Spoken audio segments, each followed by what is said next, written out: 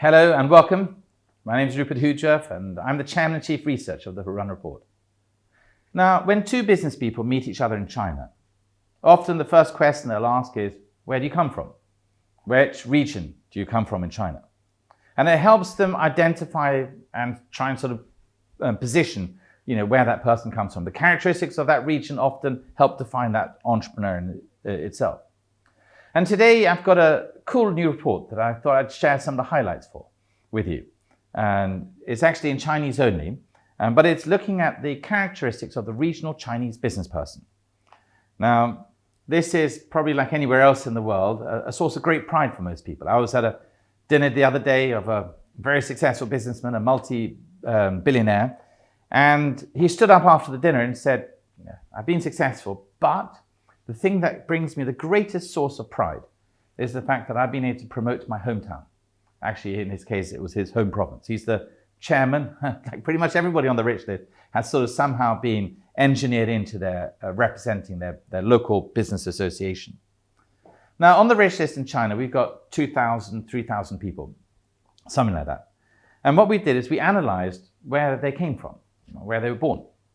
And if you want to understand these business associations in China or the regional characteristics of these people, first you need to understand which are the most successful entrepreneurs in China. Well, there are a big two, and that is the entrepreneurs from Zhejiang province and Guangdong province. They both had about 300 plus on our rich list.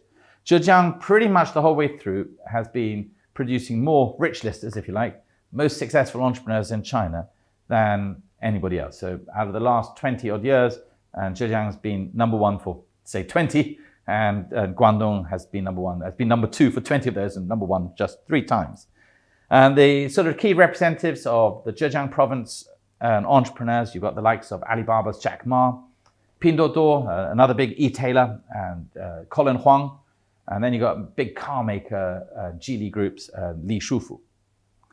But you shouldn't look at Zhejiang province so easily, because if you then split it down, you actually find that Zhejiang is broken down into the likes of Wenzhou business associations, Shaoxing business association, Ningbo and Jinhua. They're the sort of the big four. Well, Wenzhou is the biggest one.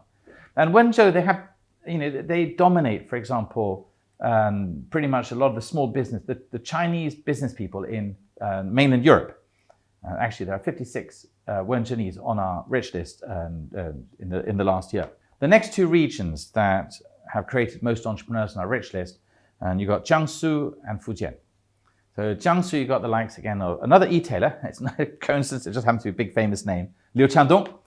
And then they're just outside Shanghai, that's Jiangsu province, and then Fujian.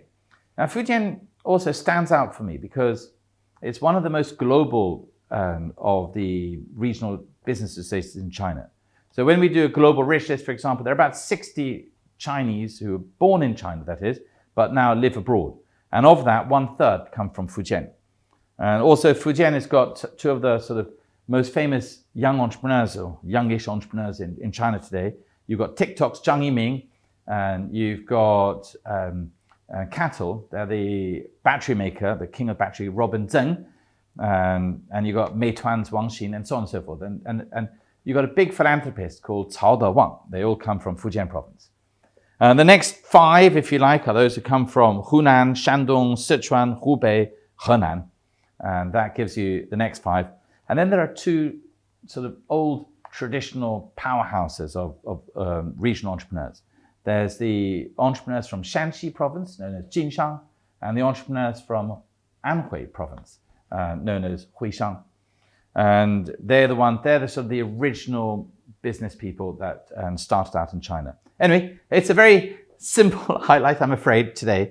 But I hope that if you read Chinese, you can go to the Chinese. Otherwise, I think maybe you can translate it. It's a pretty cool insights into the characteristics of the regional entrepreneurs in China. Thank you very much, and see you soon.